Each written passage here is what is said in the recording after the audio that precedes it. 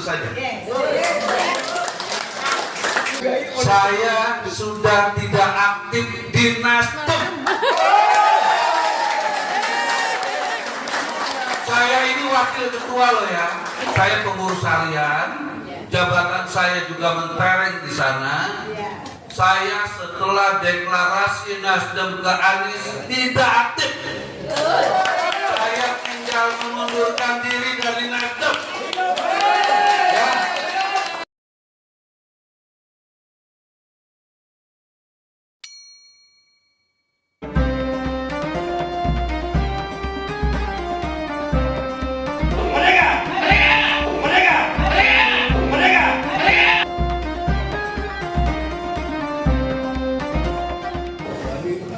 Assalamualaikum warahmatullahi wabarakatuh.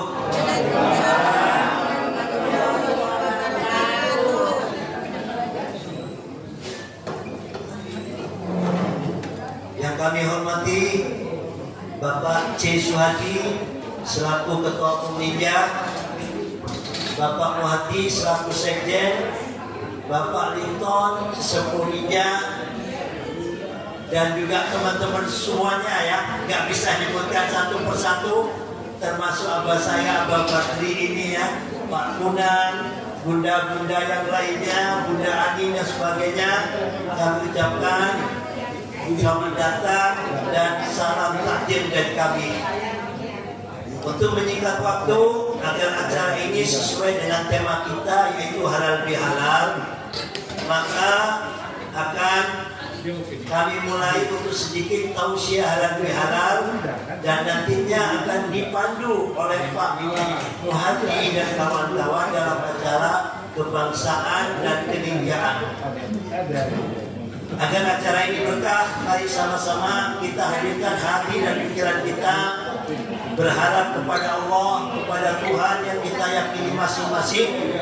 Mudah-mudahan acara ini berkah dan manfaat yang beragama Islam, dan sama-sama kita buka ila hatimiyah. Al-Fatihah. A'udzu billahi minasyaitonir rajim. Bismillahirrahmanirrahim. Alhamdulillahirabbil alamin arrahmanir rahim maliki yaumiddin. Iyyaka na'budu wa iyyaka nasta'in. Ihdinas siratal mustaqim. Siratal ladzina an'amta 'alaihim ghairil maghdubi 'alaihim waladdallin. Amin. Terima kasih Bapak-bapak, ibu-ibu, saudara-saudara sekalian, para pengurus, para kader, para simpatisan ninja yang kami cinta sayangi.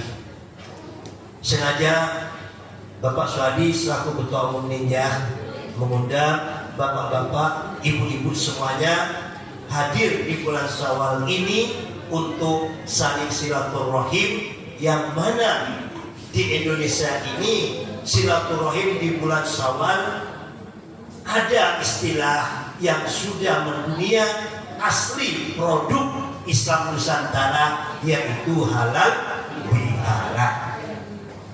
Apa sih halal bihalal itu? Halal bihalal dalam makna yang mudah adalah silaturahmi. Kenapa silaturahmi ini kok berubah menjadi halal bihalal? Tiada lain tiada bukan, ini karena gagasan pemikiran dari dua tokoh besar kita. Yang pertama yaitu Bung Karno, dan yang kedua yaitu Kiai Haji Abdul Wahab Hasbullah. Di tahun 1948 Indonesia mengalami gejolak, baik itu gejolak ideologi, gejolak sosial, dan gejolak politik. Gejolak ideologi dari kelompok kiri di tahun 1948, PKI mengadakan pemberontakan besar-besaran di Madiun. Sementara di kelompok kanan ingin mendirikan negara Islam yang dimotori oleh DII TNI Kartosuwiryo, baik bergerak di Jawa Barat maupun di tempatnya Kahar Muzakar di Indonesia Timur, tepatnya di Sulawesi. Sementara di parlemen ini pada tidak akor Mereka lebih mementingkan kepentingannya masing-masing, tidak memikirkan bagaimana kita baru 3 tahun merdeka, ideologi yang kita terima yaitu Pancasila digoyak oleh ideologi komunis saat itu dan juga ideologi negara Islam. Nah, ini tidak dipikirkan oleh orang-orang yang ada di parlemen. Pusinglah Bung Karno. Di saat kegelisahan kegalauannya ini, minta tolong kepada ajudannya untuk dipanggilkan kiainya ataupun kiai yang dekat dengan Bung Karno. Dipanggillah Kiai sepuh saat itu, yaitu Yai Wahab Hasbullah. Nah, begitu diskusi curhat Bung Karno di tahun 1948 ini, Yai kados pundi niki.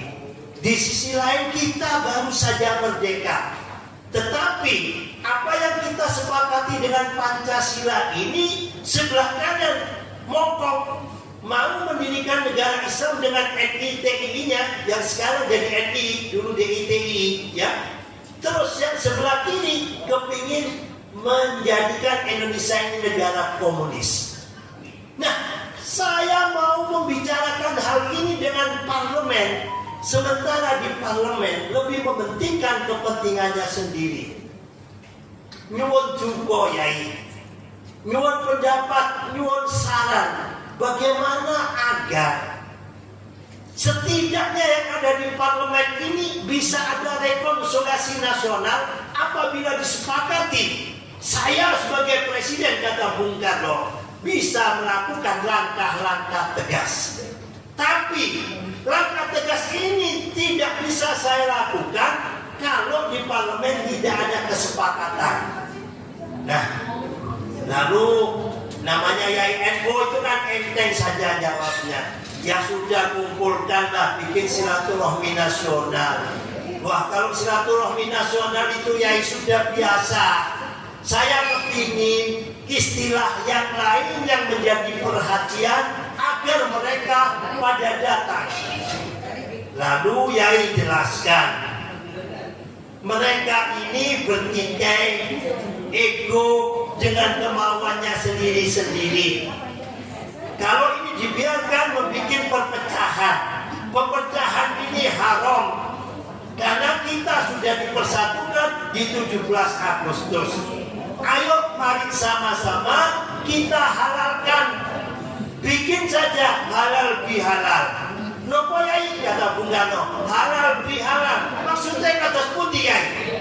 Supaya yang awalnya ini tidak mau bersatu, justru memecah belah. Ini ada suatu yang haram, kita halalkan. Jadi kita bikin halal bihalal. Setelah Pak Karno berpikir sebentar, wah itu bagus Yai. Kalau kata anak muda sekarang, masuk kan gitu. Masuk itu barang. Akhirnya diterimalah oleh Bung Karno.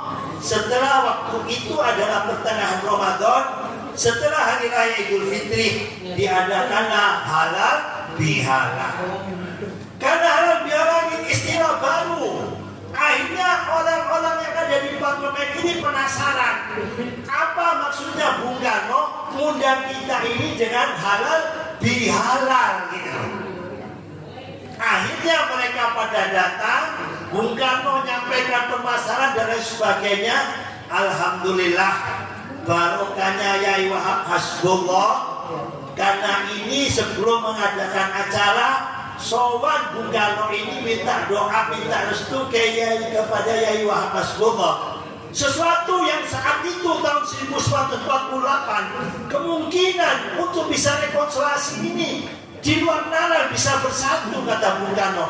Ternyata dengan kehendak Allah, apa yang disampaikan oleh Bung Karno ini diterima secara bulat oleh parlemen. Nah, dengan kesepakatan tersebut, akhirnya Bung Karno memberanikan diri untuk menggempur pemberontak PKI di Madiun yang saat itu dimotori oleh Musso dan juga kelompoknya Karto Suwiryo DITII. Alhamdulillah berkahnya ini ada. begitu datang bulan puasa mau Idul Fitri, Bung Karno berangan-angan bisa ada halal bihalal lagi karena Indonesia terselamatkan dengan halal bihalal ini. Nah, karena Bung Karno senang bangga diwajibkan di kantor-kantor lingkungan istana negara ini mengadakan halal bihalal. Sementara di bawah Kiai Wahab Hasbullah mengadakan di pesantrennya. Ditirulah oleh kiai-kiai NU se-Indonesia. Akhirnya halal bihalal ini menjadi al-adatu muhakamah, kebiasaan yang menghukumi warga masyarakat Islam Nusantara. Kalau habis hari raya Idul Fitri halal bihalal. Kita datang ke Mesir, gak kita temukan halal bihalal itu. Ke Malaysia, Singapura ataupun di Timur Tengah, halal bihalal asli, produk hasanah keislaman Islam Nusantara. Alhamdulillah. Nah, saat ini seperti surat undangan yang ditulis oleh Pak Muhadi, karena bulannya masih bulan Syawal dan ninja lama tidak kumpul-kumpul atau kopdar, maka acara ini dibuatlah rekonsiliasi ninja, diawali dengan halal bihalal. Nah, halal bihalal ini utamanya apa? Harus berani menjadi manusia. Bagaimana menjadi manusia itu? Menjadi manusia berarti tidak menjadi setan. Menjadi setan apa sifat utama? Apakah setan itu goblok? Apakah setan tidak beriman? Beriman. Tapi kenapa diturunkan dari surga? Aba wastakbara wa kana minal kafirin. Aba, angkuh dan sombong. Orang apabila angkuh dan sombong, hilanglah nilai-nilai kemanusiaannya, keangkuhannya, sehingga egosentrisnya yang keluar. Disinilah dia menjadi syaitan di dalam sifat meskipun raganya manusia.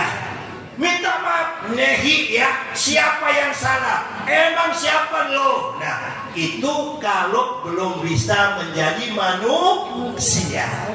Tapi kalau menjadi manusia, man arafa nafsa faqad arafa rabbah. Barang siapa tahu akan dirinya, pasti tahu akan Tuhannya. Sementara saat ini banyak manusia hanya mengenal agama, tidak mengenal Tuhan. Sehingga seperti partai politik, kiai royoan jamaah, pendeta royoan gembala, itu banyak terjadi. Sebab apa? Baru mengenal agama, tidak mengenal Tuhan.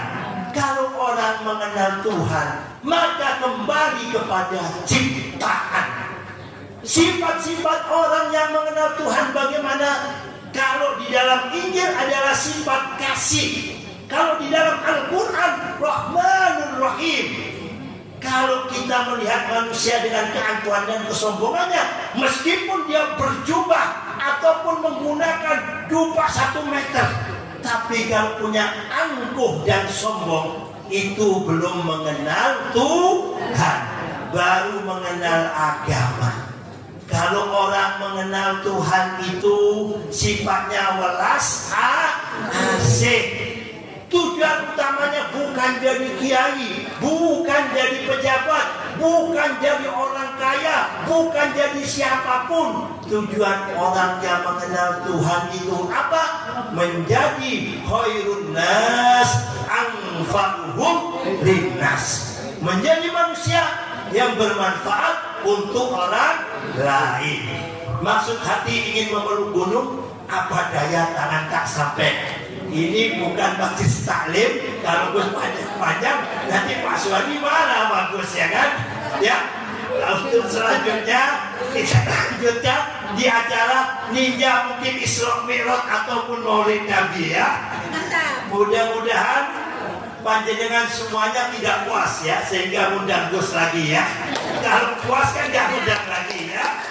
Inti utama daripada halal bihalal apa? Kita berani mengakui kesalahan kita, menghilangkan kesombongan, tidak merasa tua, tidak merasa paling hebat. Ya, mari biar halal bihalal ini punya makna di antara satu dengan yang lainnya di sebelahnya. Mari salam-salaman, saling mohon maaf lahir dan batin ya. Mohon maaf lahir dan batin.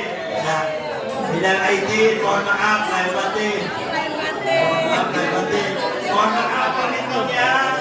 Ya ini banyak besarnya minal aidin. Ya. Ya.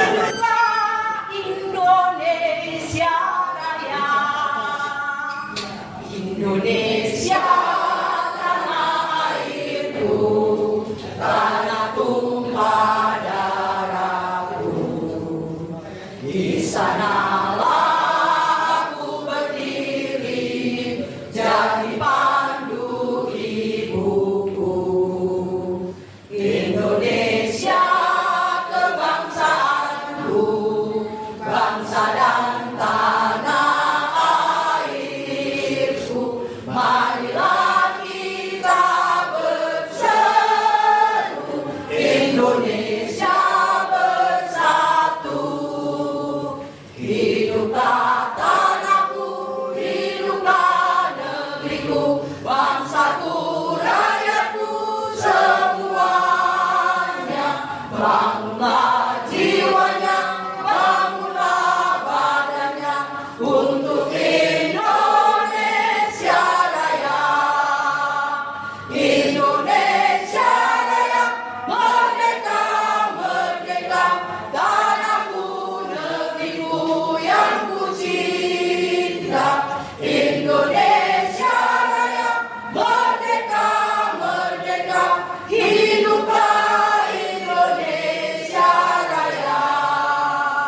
Indonesia merdeka, merdeka, tanahku, negeriku yang ku cinta. Indonesia Raya, merdeka, merdeka, hiduplah Indonesia Raya.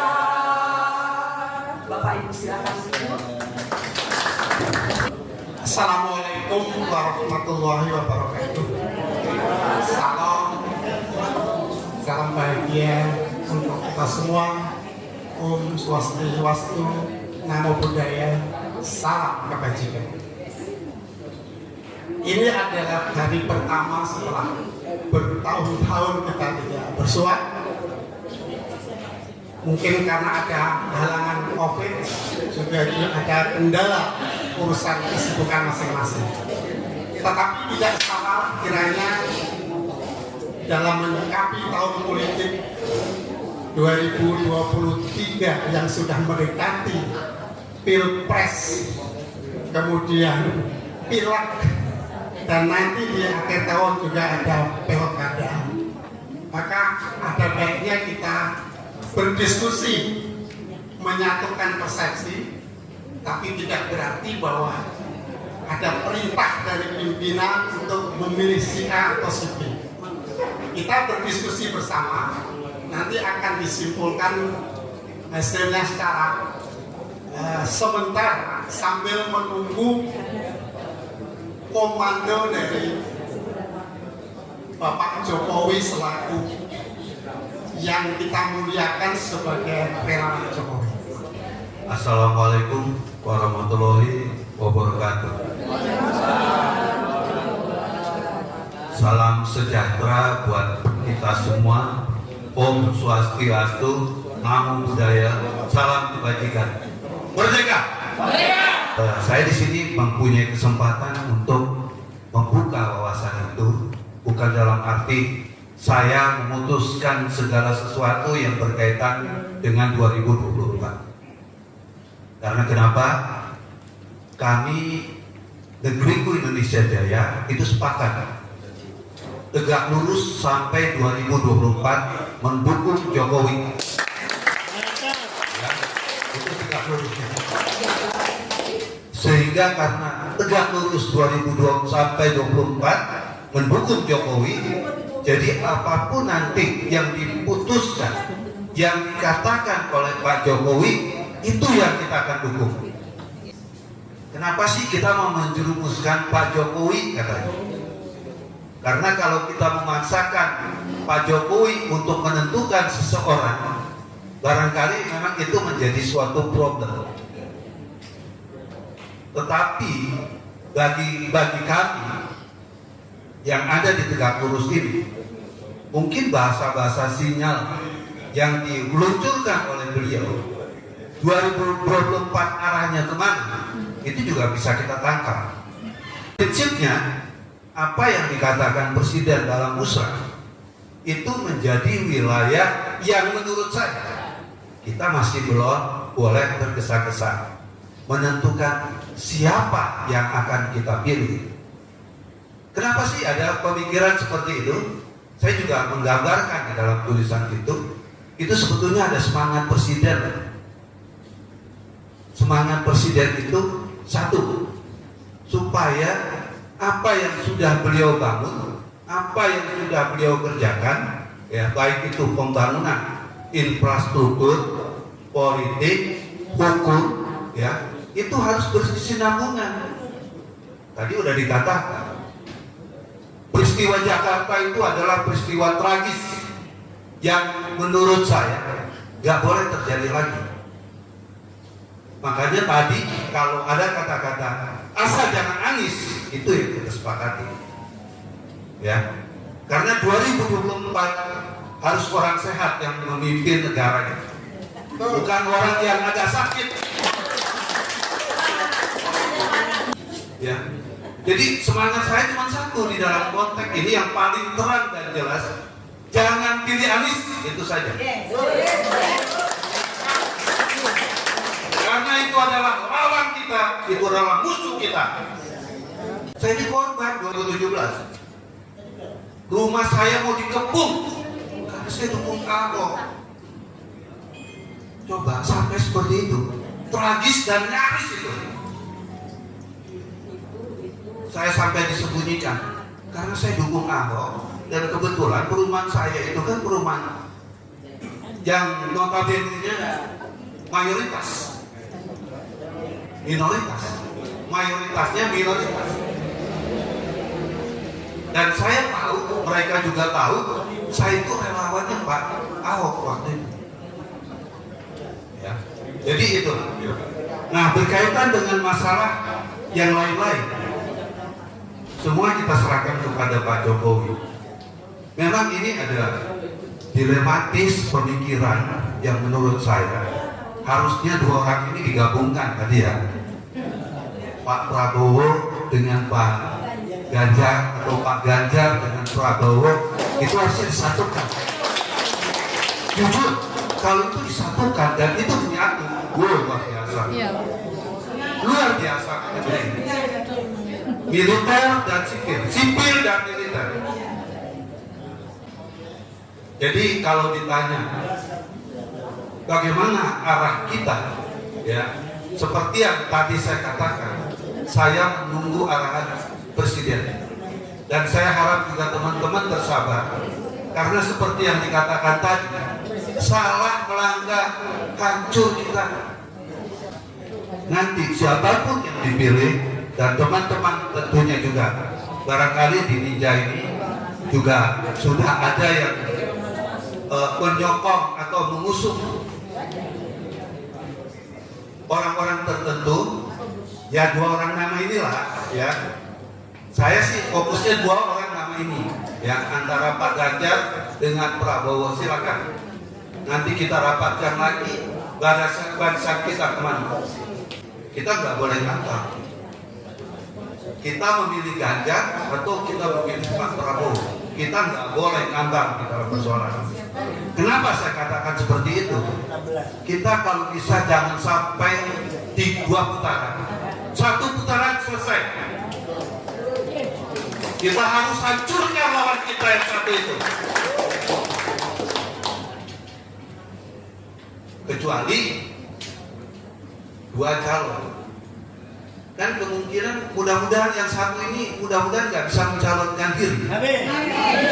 Ya, karena partainya sekarang lagi ramai nih berkaitan dengan BTS.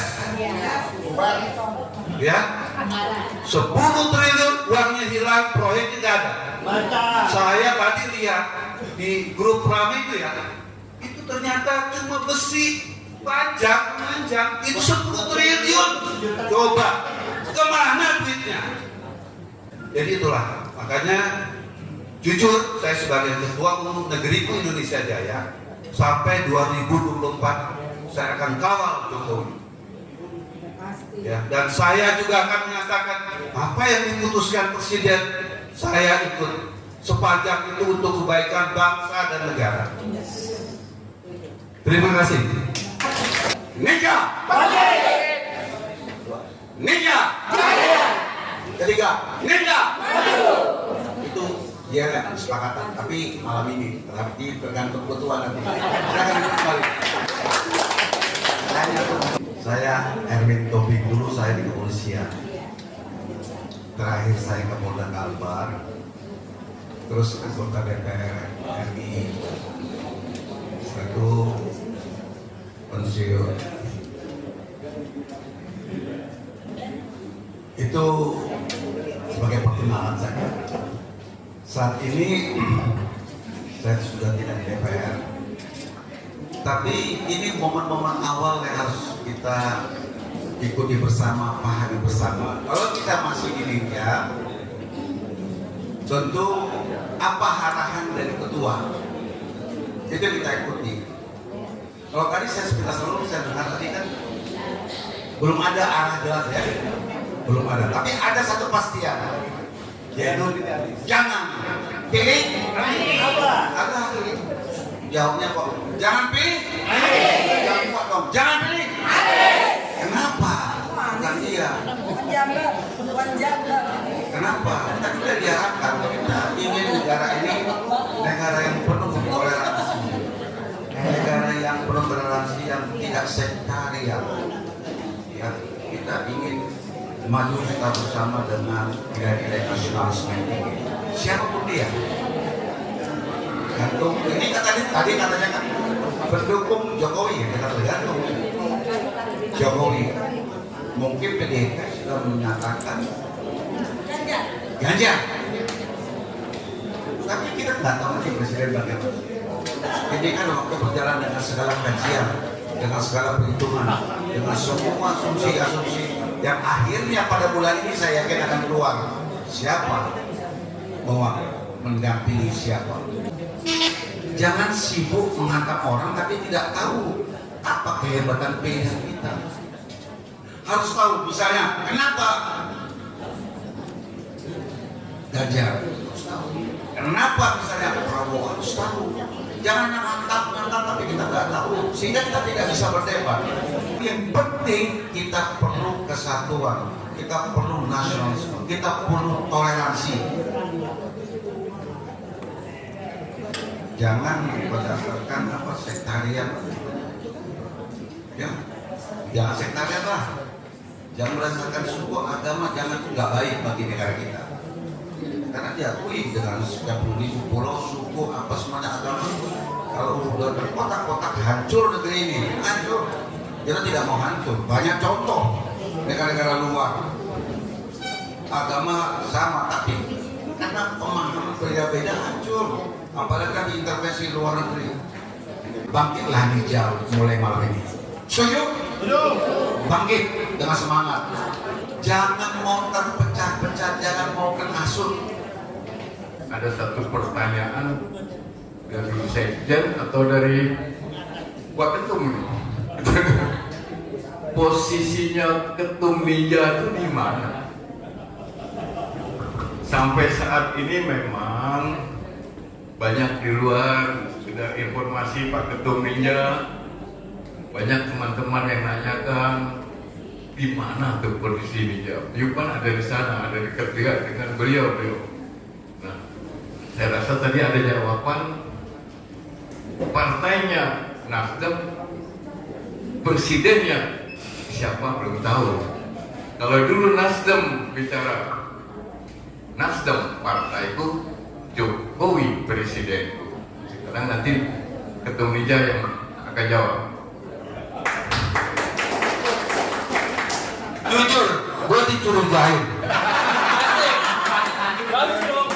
Dicurigai. Hari ini saya jawab. Saya sudah tidak aktif di Nasdem. Saya ini wakil ketua loh ya. Saya pengurus harian. Jabatan saya juga mentereng di sana. Saya setelah deklarasi Nasdem ke Anies tidak aktif. Saya tinggal mengundurkan diri dari Nasdem. Ya. Jiwa saya, raga saya merah putih untuk Indonesia, bukan untuk perintelan. Terima kasih.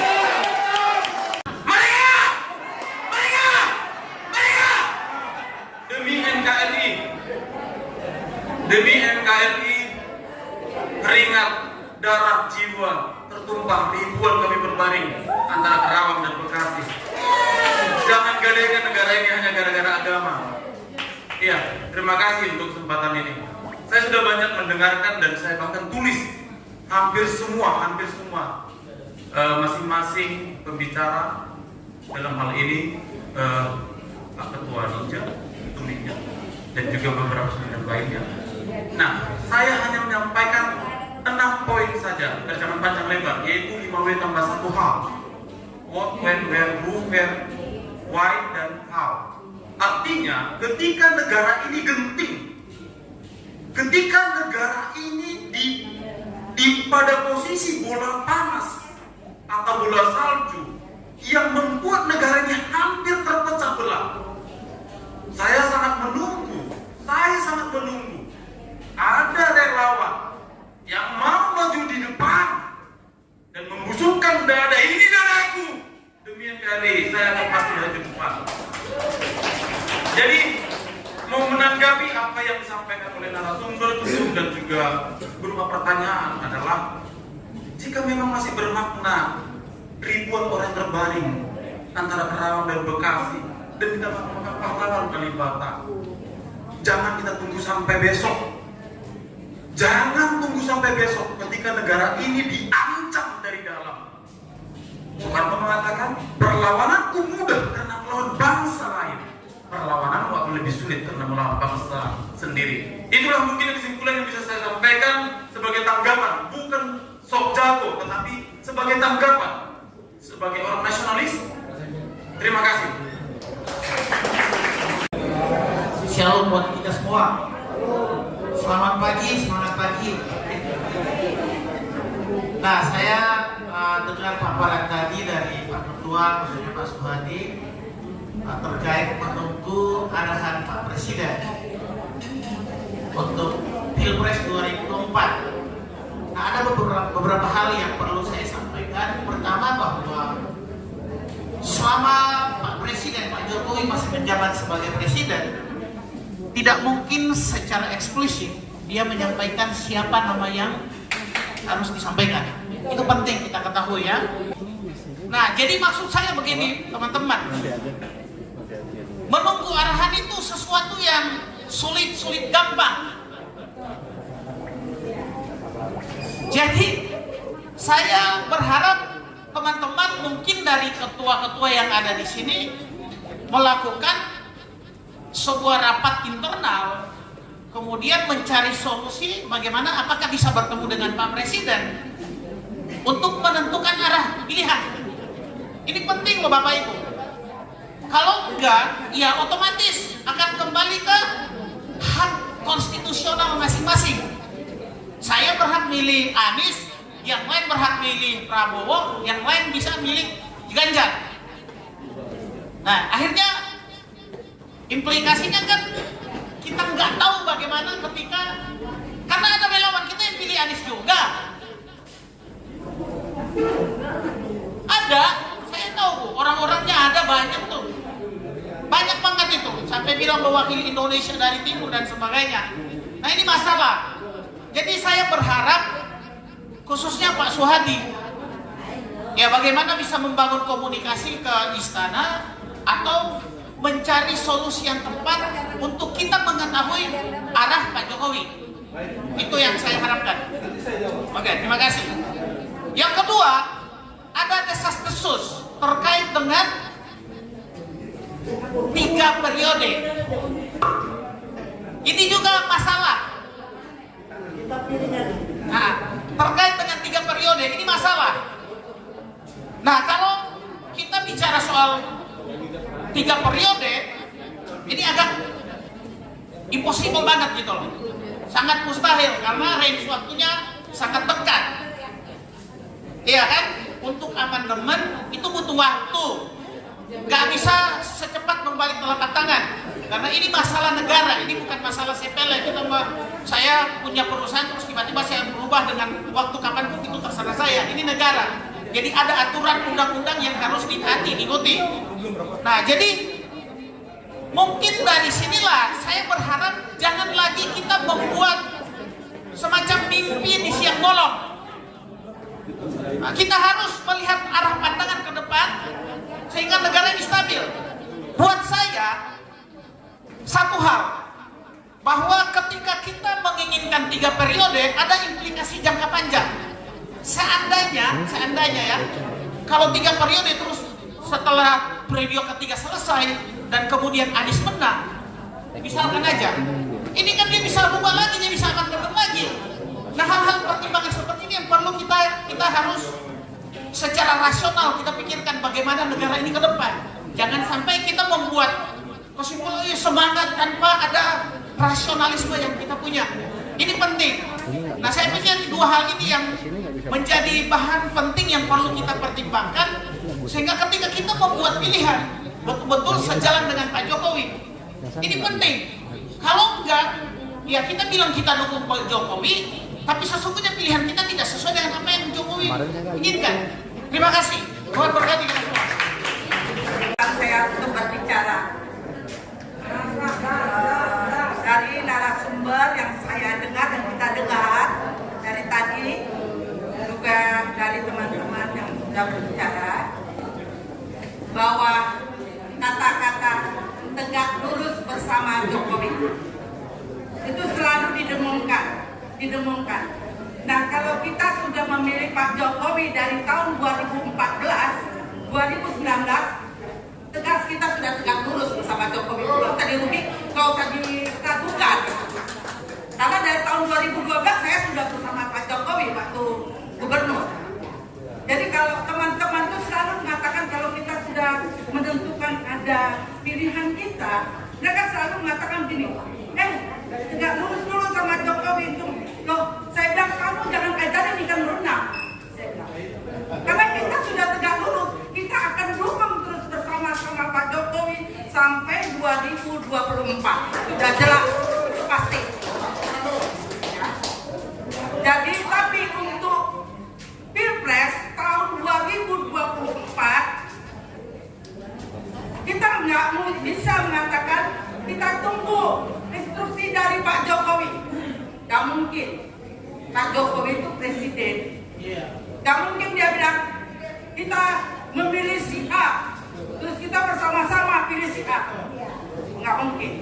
Saya dengan ini mengatakan kalau misalnya Pak Jokowi mengatakan kalau ya, tapi saya kira tidak, harus pilih si A. Padahal pilihan saya si B, saya ikuti A. Enggak, karena saya pilihan saya punya hati nurani sendiri, saya punya pilihan sendiri. Jadi untuk ini, jadi kita gini aja lah, kalau kita sudah punya pilihan, pegang teguh. Tapi seperti kata Bang Erwin tadi, kita harus lihat, kita memilih si A, kenapa kita milih si A? Kenapa kita tidak pilih si B? Kita harus lihat plus-plusnya, minus-plusnya itu harus kita perhatikan. Itu saja. Kalau saya jelas,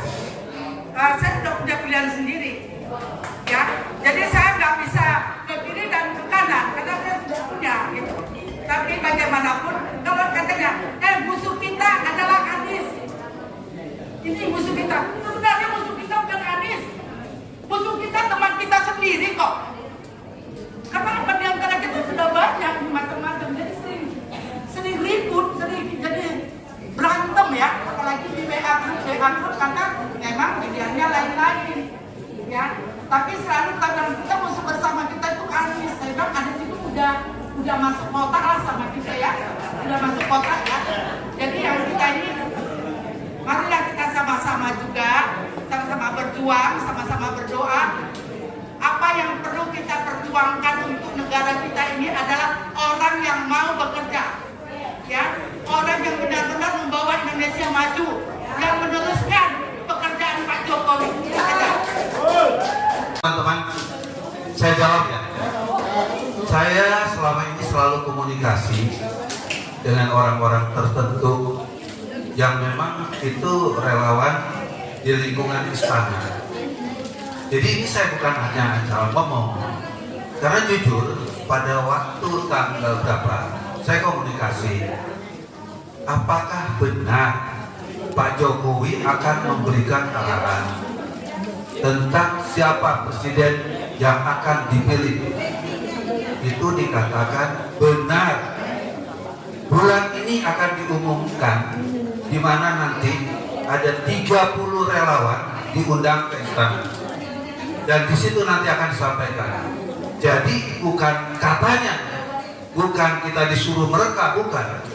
Ya, jelas-jelas presiden akan memberikan arahan kepada relawan, bukan kepada partai ya, kepada relawan. Kita bukan relawan partai, kita relawan Jokowi. Ya, jadi kalau dikatakan apakah Pak Jokowi akan ngomong, benar apa yang dikatakan oleh Adian itu benar. Ya mungkin tadi bentuknya tidak vulgar di forum, ya Bisik-bisik. itu akan dibisikkan. Kita lihat aja bukan, ya itu aja jawaban saya. Dan berkaitan dengan ini saya pernah sampaikan, berkaitan dengan nanti kita berbeda pilihan, jangan kita berpecah demi NKRI. Ya ini penting, karena jujur saja loh, di dalam kelompok kita, dua orang ini akan menjadi pilihan kita yang berbeda dengan kita. Bisa nggak? Bisa. Bukan kemudian saya mendukung seseorang, bukan. Saya katakan, saya akan mendukung yang terbaik, karena yang terbaik untuk kacamata pembangunan 2024 sampai 2029 yang tahu hanya Jokowi, bukan kita. Ya, terima kasih. Yang pasti kesimpulannya ada, kita tetap mendukung Pak Jokowi, kita tunggu arahannya. Yang pasti untuk NKRI jaya tetap jaya. Itu saja. Tepuk tangan untuk Ninja. Kita sama-sama menghormati daripada perbedaan yang ada, dan detik ini belum ada kesimpulan daripada silaturahmi Ninja ini. Apa Pak Mati? Apa? Asal bukan Anies. Untuk menentukan pilihan, tunggu nanti arahan Pak Jokowi. Cuman gue selaku salah satu penasihat di Ninja ini, hari ini merupakan hari berkah. Kenapa hari berkah?